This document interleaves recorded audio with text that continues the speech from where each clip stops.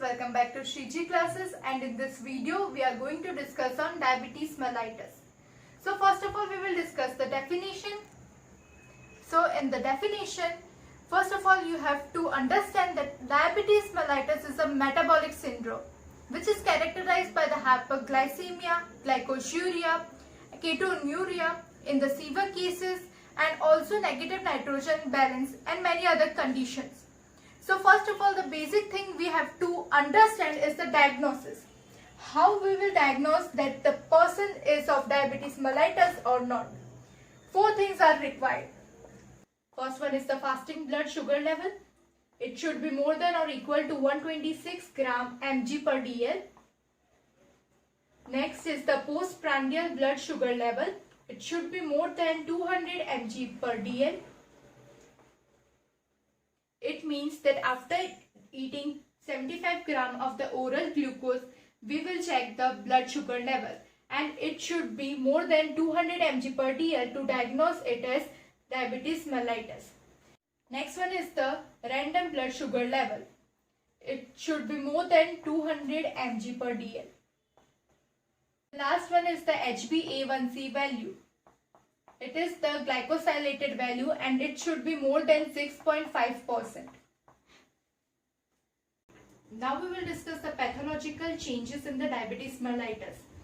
Only 3 points here you have to remember. The first one is the thickening of the capillary basement membrane. What is this? Thickening of the capillary basement membrane. The second thing is the increase in vessel wall matrix. What is the second thing? It is increase in the vessel wall matrix. And the third one is the cellular proliferation. What is the third thing? Cellular proliferation. Okay, so these three things happen in the diabetes mellitus. And these are the pathological changes. Once again, just revise. First is the thickening of the capillary basement membrane. The second one is the increase in the vessel wall matrix. And the third one is the cellular proliferation. Now we will discuss the types of diabetes mellitus, that is type 1 and type 2 diabetes mellitus. Here we will discuss 6 to 7 points. The first point, type 1 diabetes mellitus is insulin dependent, and hence it is called the insulin dependent diabetes mellitus. The type 2 diabetes mellitus is not insulin dependent, hence is called the non-insulin dependent diabetes mellitus. Now we will discuss the second point. The type 1 diabetes mellitus is having juvenile onset. The type 2 diabetes mellitus is having mature onset. Approximately more than 40 years of age it is seen. Third point. Now we will discuss the cause. What is the cause for type 1 diabetes mellitus? The cause for type 1 diabetes mellitus is the destruction of beta cells, and that to more than 90%. And it leads to insulin deficiency. So what is the cause in the type 2 diabetes mellitus? The cause here is decreased insulin sensitivity.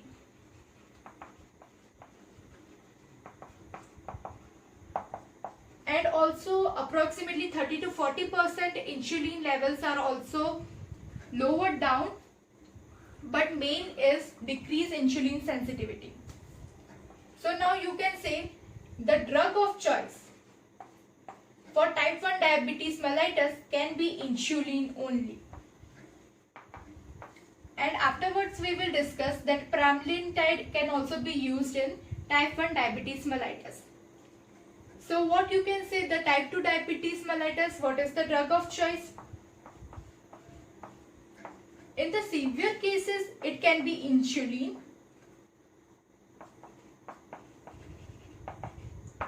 But to control the insulin sensitivity or to decrease it, we can use oral hypoglycemic agents.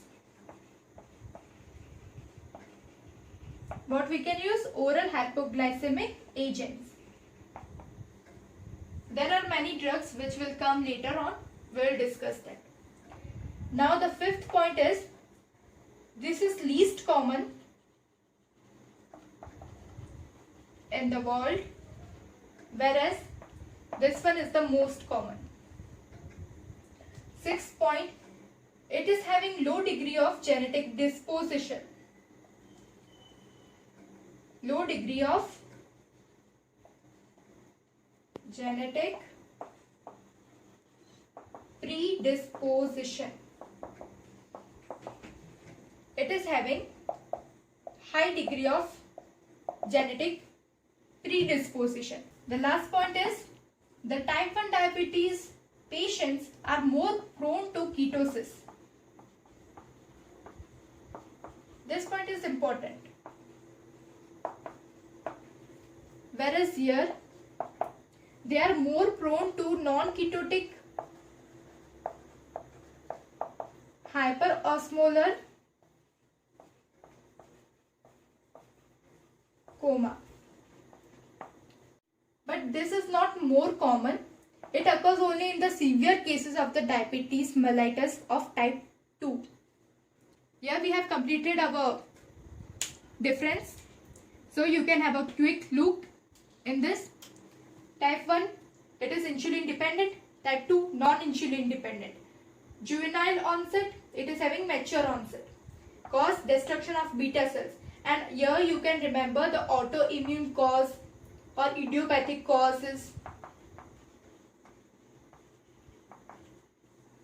And the drug of choice here is only and only insulin. Pramlintide can also be used, which will be discussed later. And here the causes decrease insulin sensitivity. The drug of choice for type 1 diabetes mellitus is insulin. And here, on the severe cases, insulin can be used, and whereas in normal, mild or moderate cases, oral hypoglycemic agents are preferred. It is least common, it is most common.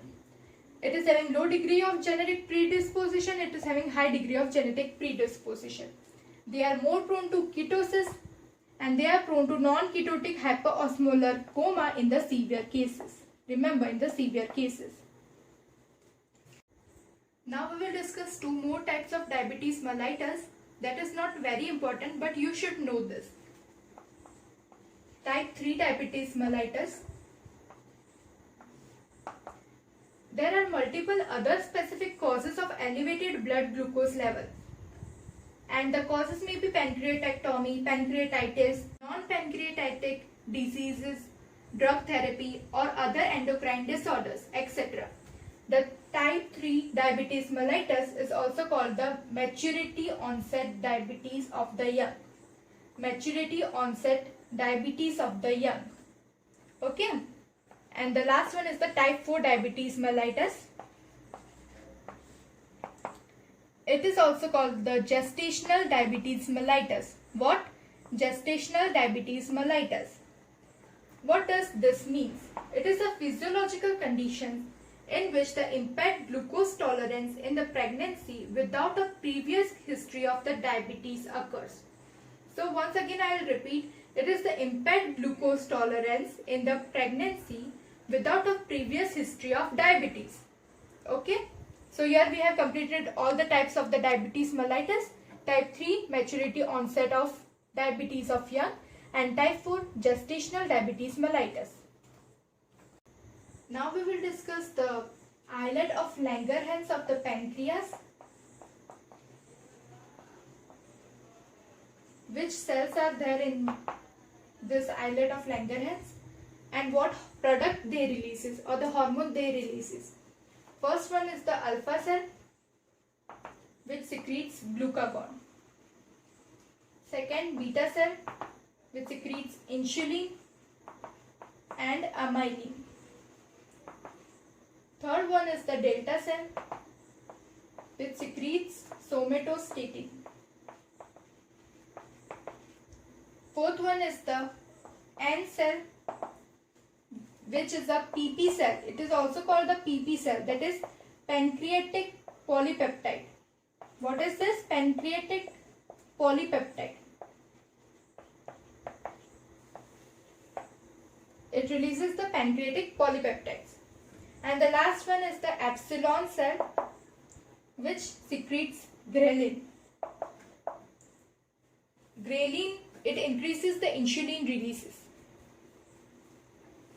Okay, so here are the cells and the hormones they secrete. Alpha cell glucagon, beta cell insulin and amylin, delta cell somatostatin, N cell or the PP cell that secretes pancreatic polypeptides, E cell or epsilon cell which secretes ghrelin. Now we will discuss our main topic, that is insulin. I will tell you the most important points about this insulin and also some other points which are covered in this video. First of all, it is discovered by Banting and the Best.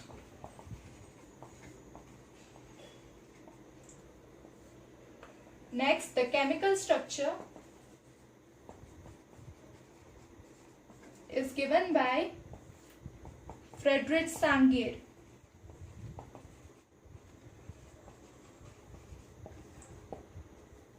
Now, the insulin, suppose this is it. This is the beta chain and here is the alpha chain. The alpha chain consists of 31 amino acids, beta chain consists of 20 amino acids, and here from here till here this is the C chain. Here interlinking bridge by the disulfide bonds are present between alpha and beta chains, and one intra-disulfide bridge is present in the alpha chain. Okay, so there are 3 disulfide bridges and these are between the cysteine and cysteine amino acid. Which amino acid? Cysteine and cysteine amino acid. Okay, so first in the insulin we have pre-proinsulin. After that we will get the proinsulin, and after removing the C peptide, this C peptide chain, after removing this C peptide chain we will get the insulin.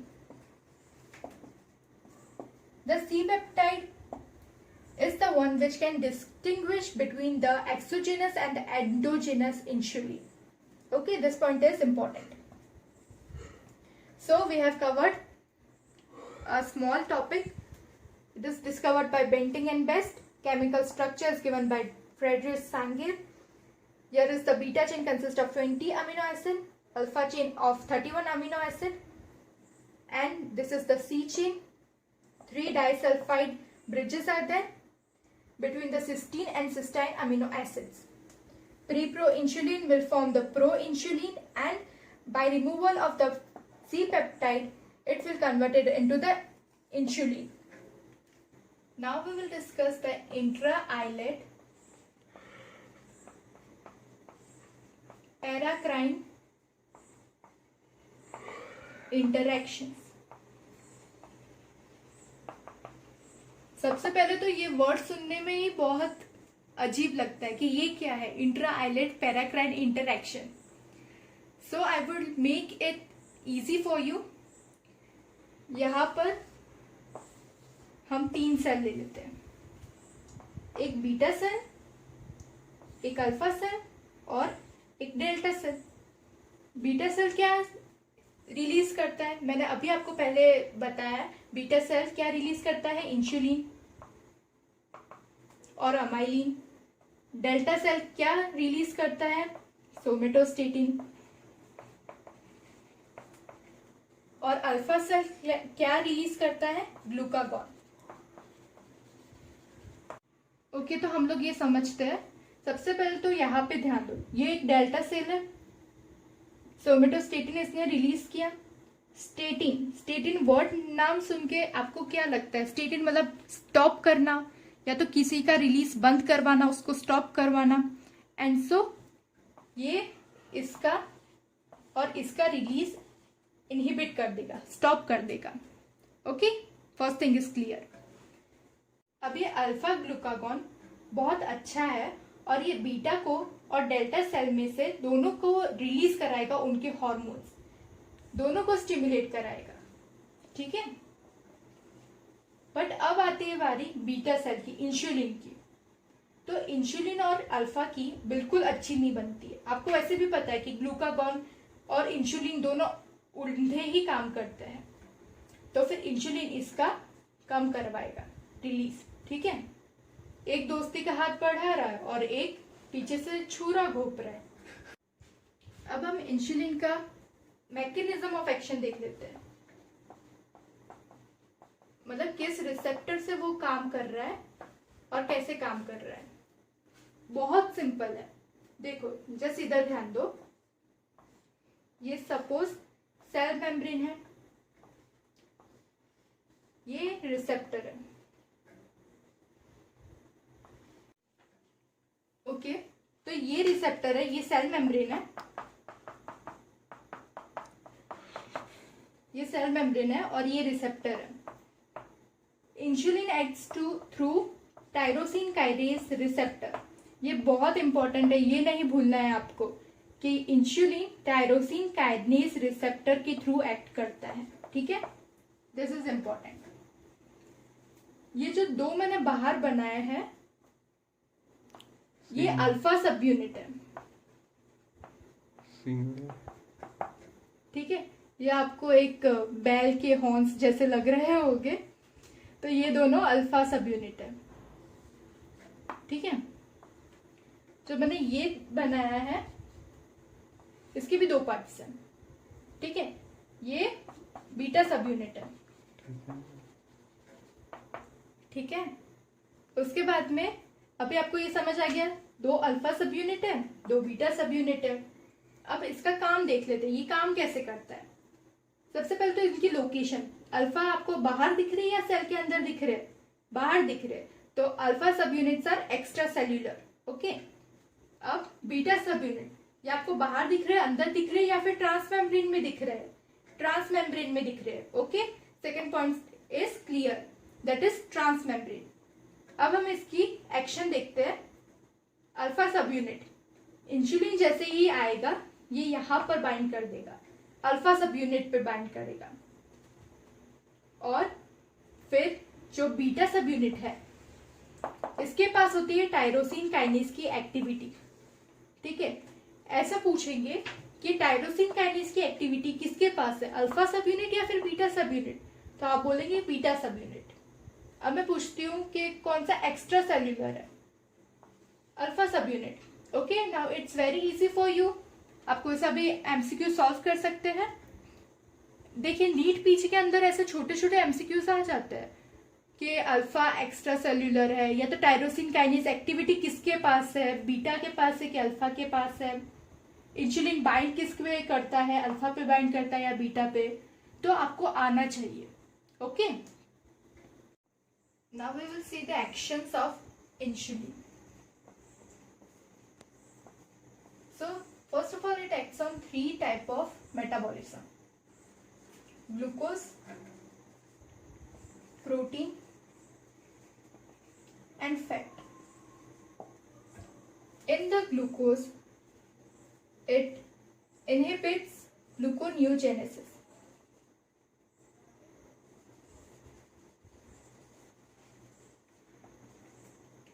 It inhibits glycogenolysis.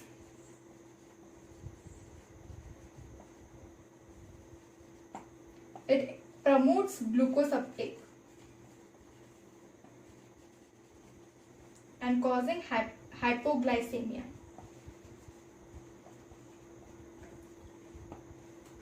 Now we will see here some of the enzymes which are stimulated or which are regulated by the insulin, such as insulin produces glucokinase, which converts glucose into glucose 6-phosphate. The second one is it stimulates glycogen synthase, which converts glucose into glycogen. Third one, it inhibits glycogen degrading enzyme,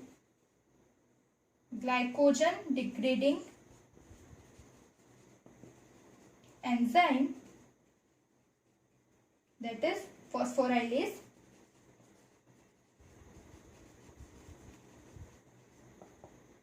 and also it inhibits PEP carboxykinase.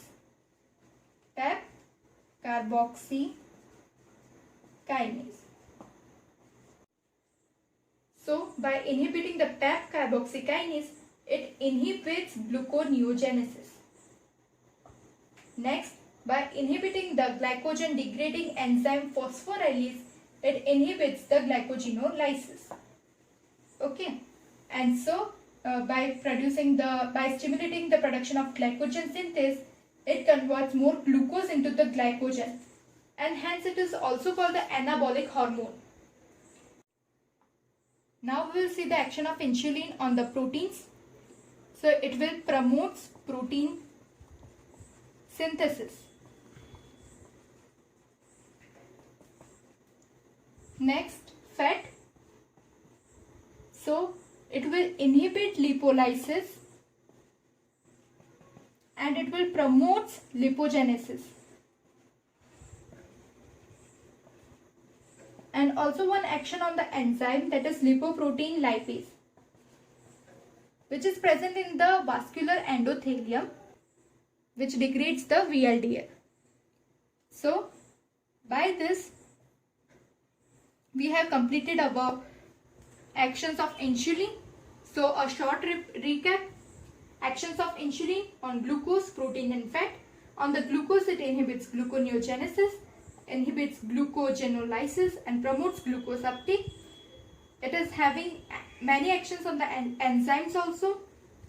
It will promote glucokinase synthesis, promotes glycogen synthase, inhibits glycogen degrading enzyme phosphorylase, which will inhibit the glycogenolysis, and also it inhibits the PEP carboxykinase, which inhibits the gluconeogenesis.